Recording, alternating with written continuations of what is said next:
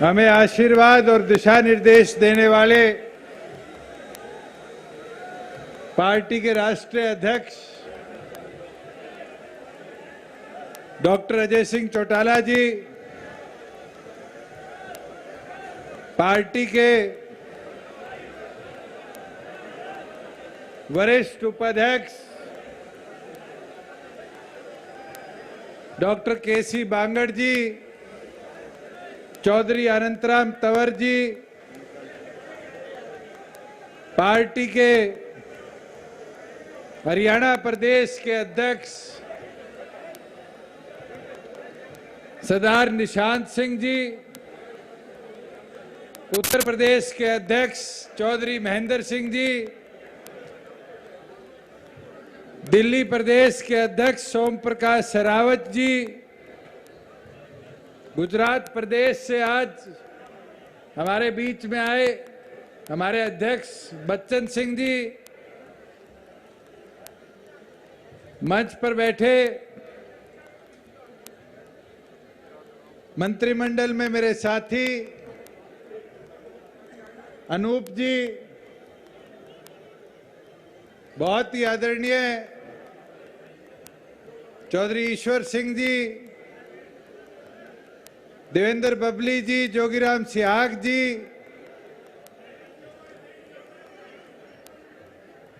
श्रीमती नैना चौटाला जी, रामनिवास सुरजा खेड़ा जी, रामकरण जी, अमरजीत ढांडा जी, पूर्व मंत्री सतपाल सांगवान जी,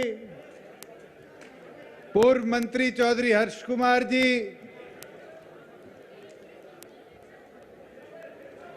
मंच पर पार्टी के प्रदेश महासचिव, प्रधान महासचिव, मंच का संचालन कर रहे अजीत दिग्विजय सिंह जी, हमारे युवा इकाई के अध्यक्ष भाई रविंदर जी, इंसो के राष्ट्रीय अध्यक्ष भाई प्रदीप जी,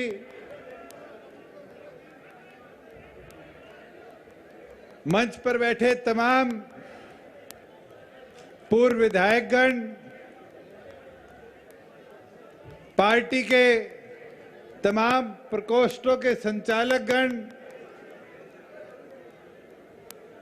जिला अध्यक्ष, हल्का अध्यक्ष, प्रदेश कार्यकारिणी के तमाम मेंबरान और 22 के 22 जिलों से आए निष्ठावान समर्पित कार्यकर्ता साथियों, मेरे बुजुर्गों, मेरी माताएं, बहनें, युवा साथियों,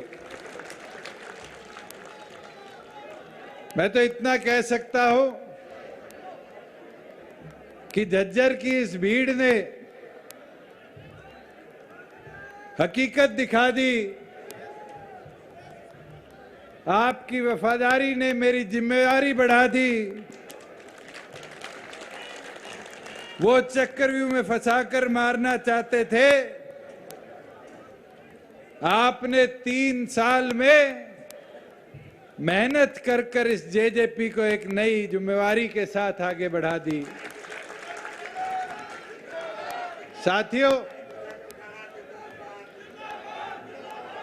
ये 3 साल का सफर एक एक साथी जानता है कितना कठिन भी रहा, अच्छा भी रहा, मगर इस 3 साल ने जहां जिम्मेवारी के साथ साथ आपके संगठन को एक ताकत दी, मैं इतना विश्वास के साथ बोल सकता हूं कि चाहे जींद का उपचुनाव हो, लोकसभा के चुनाव हो, चाहे विधानसभा के चुनाव हो, आज ये संगठन, आज ये पार्टी, आज ये मुकाम अगर किसी की बदौलत है तो आप जैसे एक एक निष्ठावान मेहनती कार्यकर्ताओं की मेहनत के बदौलत है। साथियों, ये 9 दिसंबर की तारीख बड़ा महत्व रखती है इस देश में। 9 दिसंबर 1946 को इस देश के संविधान बनाने का पहला कदम उठाया गया था, पहली बैठक पार्लियामेंट में करी गई थी और 9 दिसंबर 2018 को जींद की पावन धरा पर आप सबकी मेहनत से एक पौधा लगाया गया और उस पौधे का नाम जननायक जनता पार्टी था। और आज जब इस मंच से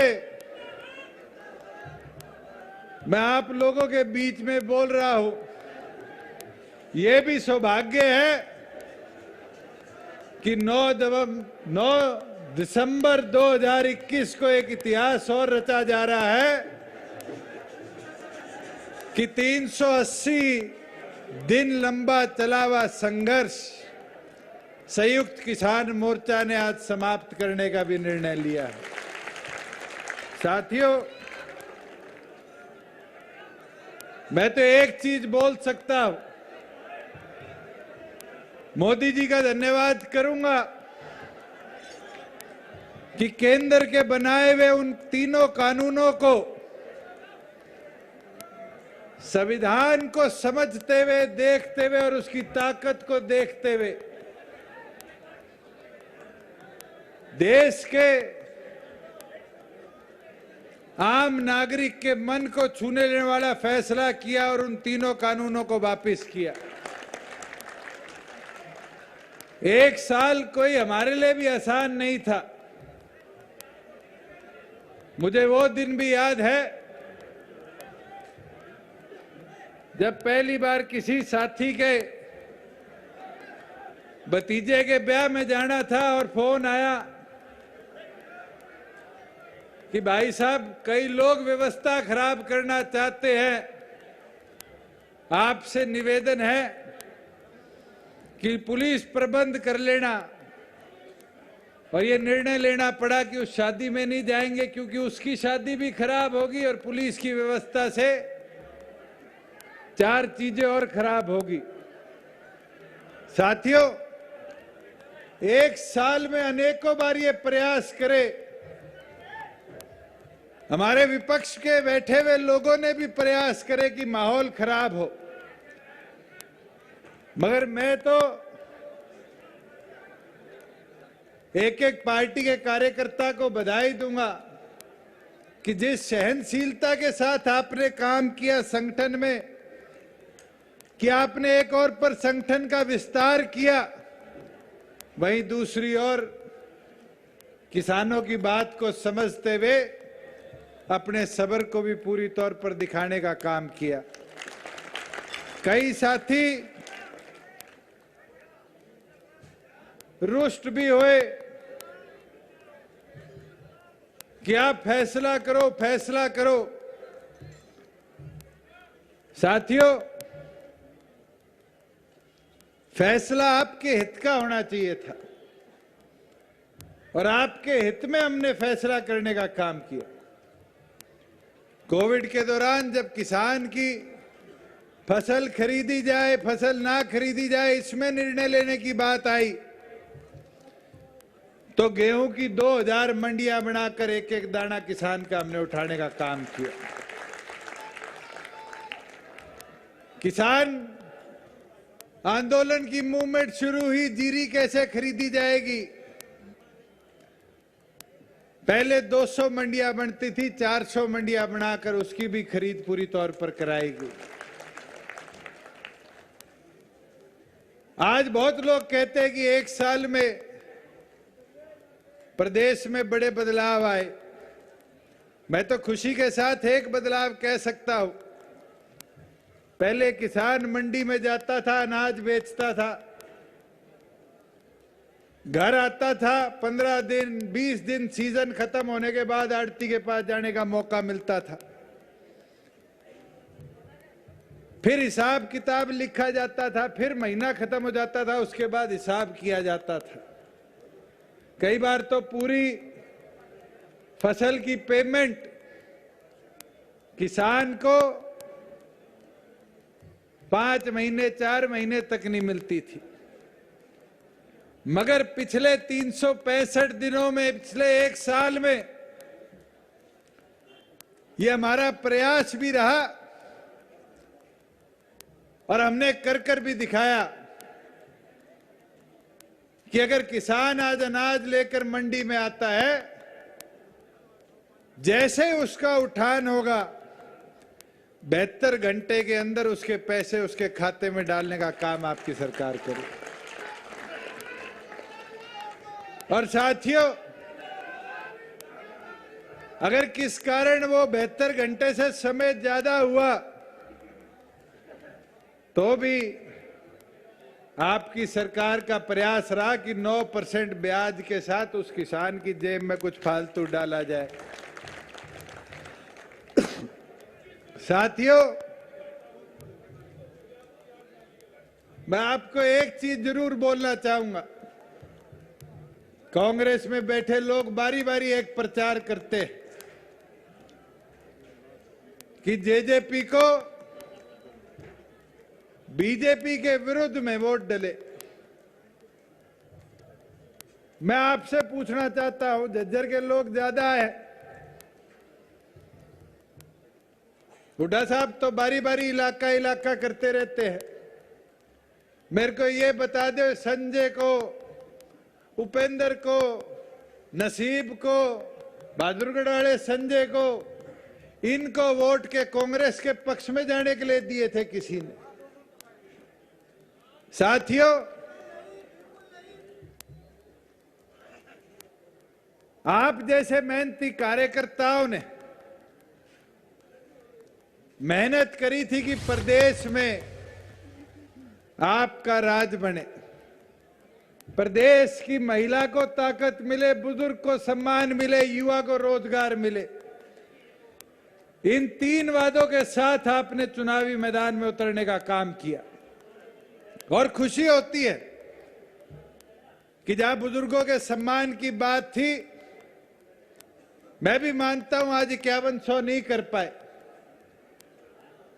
अभी तो 3 साल बाकी है साथियों, और ये प्रयास रुकेगा नहीं, मेरी लड़ाई लड़ती रहेगी। फाइनेंस विभाग से पूछ लेते हैं तो कहते हैं कोरोना आ गया, बजट डगमगा गया, हजारों बहाने आते हैं, मगर उसके बावजूद भी बुजुर्गों के सम्मान में 500 दिनों में 500 रुपए की बढ़ोतरी कराने का काम आपकी पार्टी ने किया। साथियों, जहां महिलाओं के सम्मान की बात है, मुझे याद है श्रीमती नैना चौटाला जी ने प्रदेश के प्रत्येक हलके में जाकर माताओं बहनों की समस्याओं को सुना, उनकी समस्याओं को लाकर पार्टी मंच से आगे हमारे तक पहुंचाने का काम किया, बराबर हिस्सेदारी की बात करेगी। और आपको बताते हुए खुशी होती है कि जब बराबर हिस्सेदारी की बात करेगी तो प्रदेश में सरकार बनने के 6 महीने के अंदर अंदर विधानसभा में कानून पारित कर हर पंचायती राज, चाहे वो मेंबर की हो, सरपंच की हो, ब्लॉक समिति की हो, जिला परिषद की सीट हो, 50% हिस्सेदारी महिलाओं की रहे, उसका कानून हमने लाने का काम किया। साथियों, और तो और प्रदीप भाषण देता देता छात्रों की बात भूल गया। 1 सप्ताह 10 दिन पहले जो आपकी इंसो का और हमारी बहनों को किया हुआ श्रीमती नैना चौटाला जी का वादा था कि कॉलेज आने जाने के लिए बस में किराया नहीं लगेगा, आपकी सरकार ने नोटिफाई किया कि हर बेटी का 0 पास बनेगा। और मैं तो ये इंसो के साथी जो अभी बैंड बाजा बजाते हुए ब्याह की तरह आए, इनको कहना चाहूंगा, बैंड बाजा आज बजा लिया, अगला 1 महीना अब तुम्हारी जिम्मेवारी है, गांव गांव जाओ, घर घर जाओ, जो भी हमारी बहन आज कॉलेज जाती है उसका 0 पास बनाने का काम करो, उसको ये सुविधा के बारे में बताने का काम करो।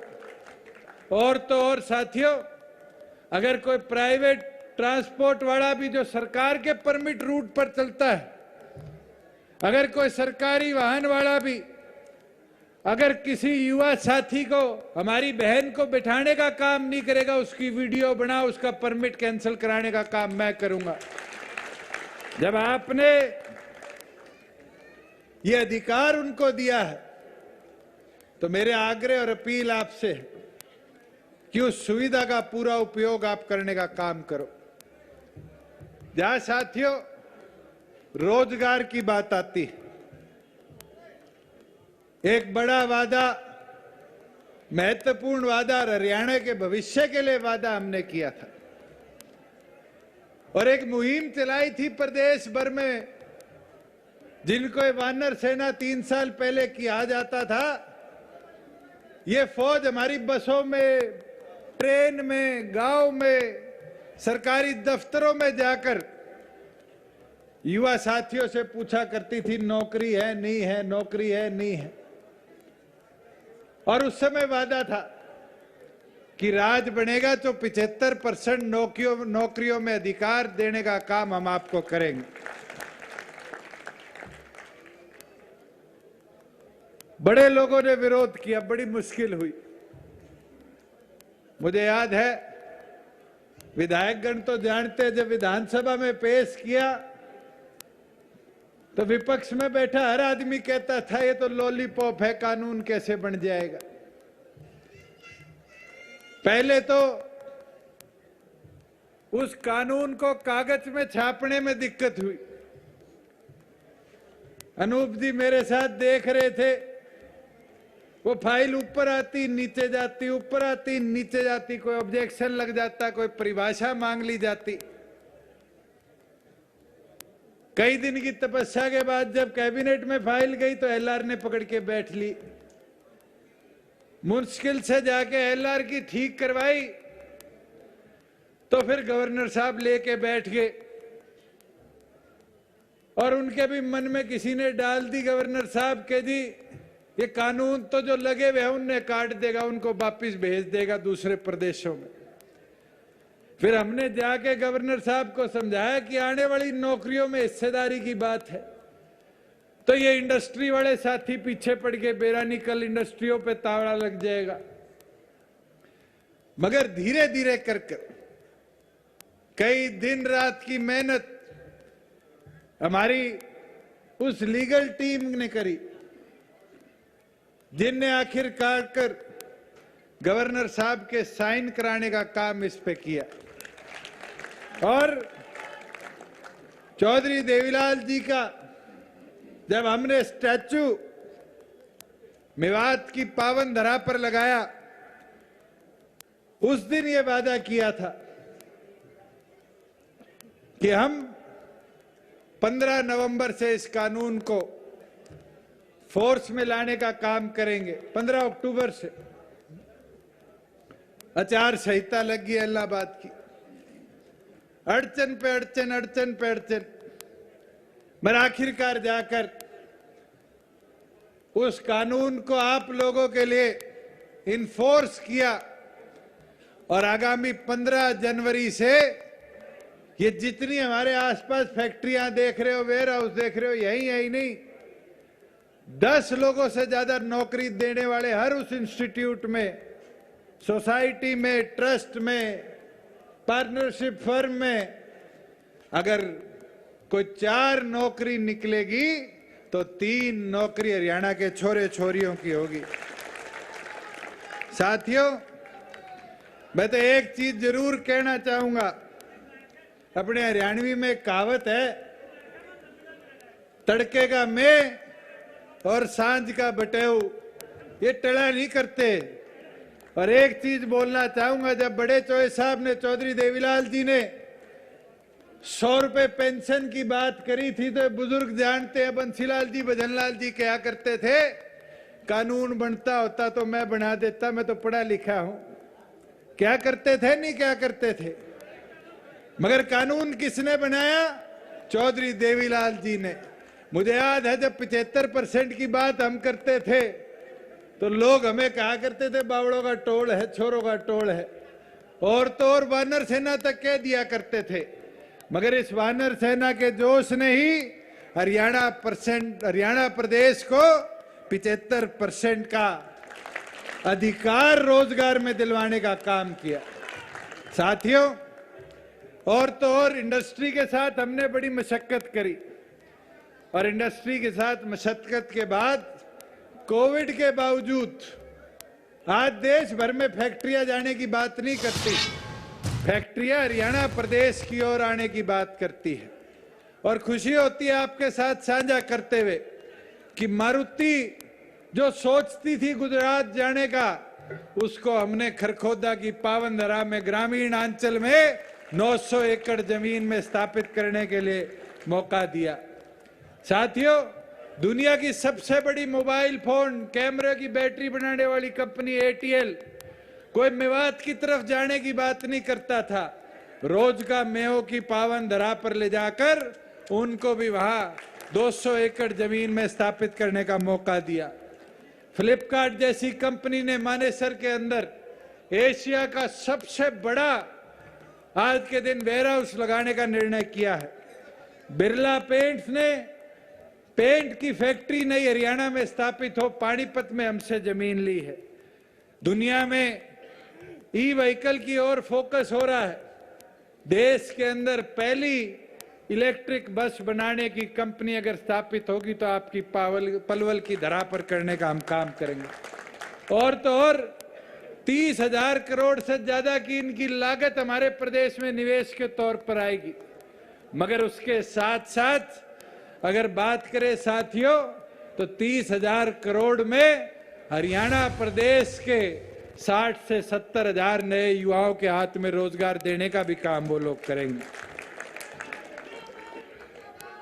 साथियों, मैं एक चीज जरूर कहना चाहूंगा, और मैंने पहले भी जब इस पार्टी को बनाते वक्त एक बात आप लोगों के बीच में रखी थी जींद की धरा से कि ये पार्टी चलेगी चौधरी देवीलाल के विचारों से, डॉक्टर अजय सिंह चौटाला जी के वफादारों से, युवाओं के जोशीले नारों से।